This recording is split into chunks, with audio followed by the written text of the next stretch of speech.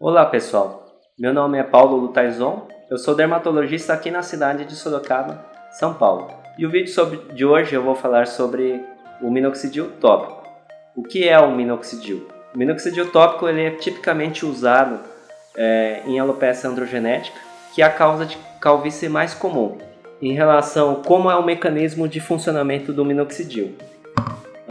Aqui é uma representação da pele, que também pode ser a mesma coisa que o couro cabeludo. Aqui vemos o bulbo. O bulbo é onde é fabricado o cabelo ou o pelo em si. Aqui vemos também que nós temos vasinhos que nutrem a nossa pele ou o nosso couro cabeludo. O que acontece quando a gente passa o minoxidil no couro cabeludo? Há uma vasodilatação. Havendo uma vasodilatação, há uma expansão maior de nutrientes chegando ao bulbo capilar, prolongando a fase anágena do cabelo. O que acontece se a fase anágena é maior? O fio ele cresce por um período muito maior. Tipicamente no nosso couro cabeludo, a fase anágena dura mais ou menos de 5 a 6 anos de crescimento. E ele vai crescer normalmente mais grosso e por mais tempo. Eu vou falar agora sobre as apresentações do minoxidil tópico. Existe tanto a forma manipulada como a forma industrializada. Aqui no Brasil existe a apresentação do minoxidil tópico industrializado na forma de 3% e 5%.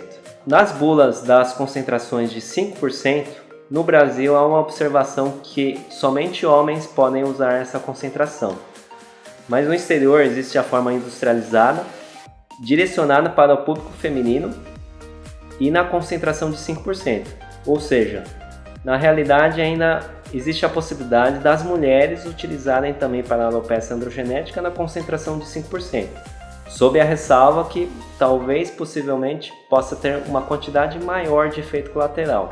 Em relação qual seria melhor, o industrializado ou o manipulado? Em relação ao próprio minoxidil é para ser a mesma coisa, que é o principal ativo do composto para diminuir a queda do cabelo.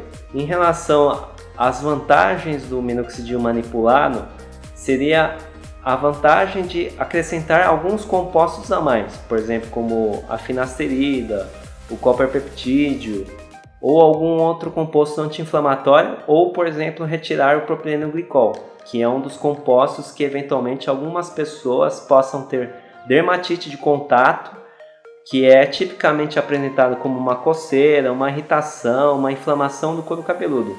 Quando isso ocorre, é importante você relatar ao seu médico dermatologista sobre esse problema, para a gente encontrar uma melhor solução para o seu caso.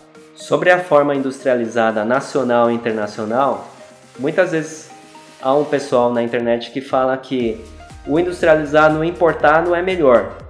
Não é bem assim. O que existe, a forma de apresentação é um pouco diferente. A nacional tipicamente é uma forma mais fluida, mais como solução capilar.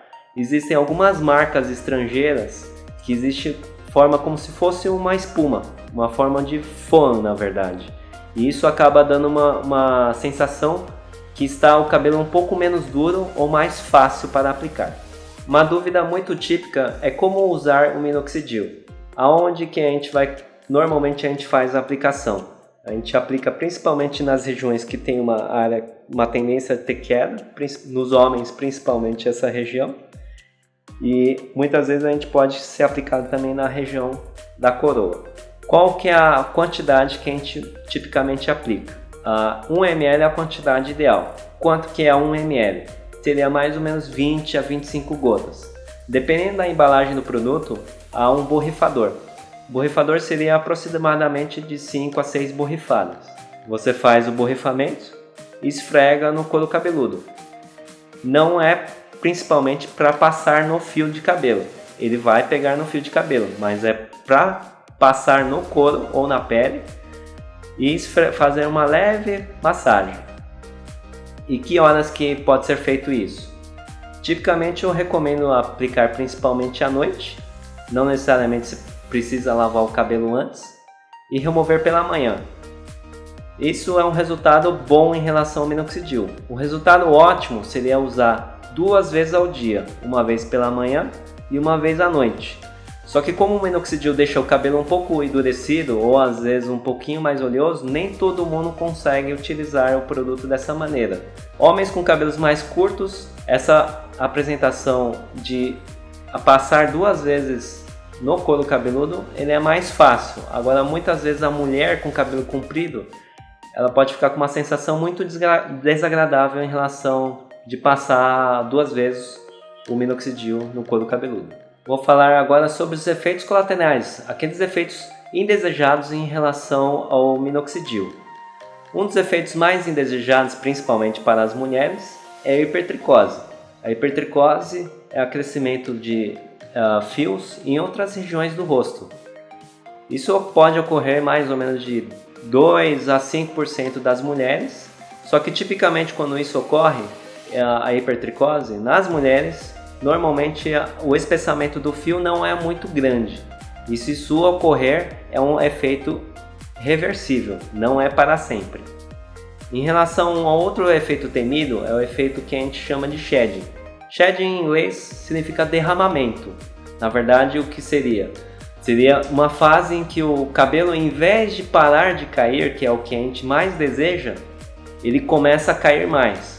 Mas aí o que é feito? Interromper o uso? Não. Até em bula, normalmente a recomendação é prosseguir com o tratamento, que em 4 a 6 semanas o problema acaba diminuindo em relação a esse excesso de queda. Em relação à hipertricose, na verdade é um efeito até desejado por muitos homens. Muitos homens desejam ter uma barba mais cheia e menos falhada. Eu vou fazer mais um vídeo especificamente falando só sobre o minoxidil na região da barba. Em relação à contraindicação do uso do minoxidil, é importante usar em couro cabeludo, sem nenhum machucado, sem nenhuma lesão, até para não haver uma ardência ou piora da inflamação. E outra contraindicação é principalmente em relação às mulheres gestantes, que isso normalmente a gente sempre recomenda não haver a utilização nessa fase. Apesar que na mulher gestante, para quem é mulher e já ficou gestante, sabe que na verdade é a melhor fase da mulher em relação ao cabelo. Isso ocorre principalmente porque os hormônios femininos atingem um pico e é a melhor fase onde o cabelo simplesmente é muito difícil de cair. Em relação sobre a expectativa sobre os resultados reais em relação ao minoxidil. O minoxidil ele vai diminuir principalmente a queda dos seus fios de maneira geral, só que ele não consegue ressuscitar cabelo que já morreu, ou seja, onde o folículo não existe mais, não há uma viabilidade de aumento muito grande em relação dos fios. Aqui é uma região calva muito grande. O resultado que se espera é que alguns fios possam crescer a mais, mas não há como um paciente somente com uso minoxidil conseguir recuperar uma área calva tão grande assim.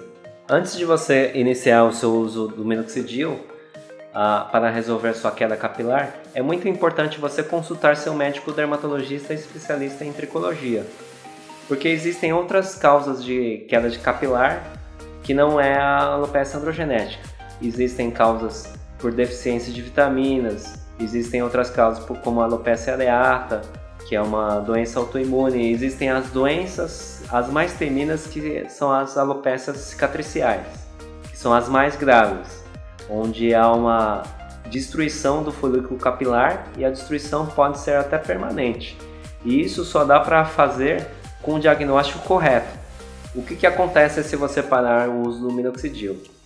Normalmente em 2 a 3 meses você volta ao estado que era.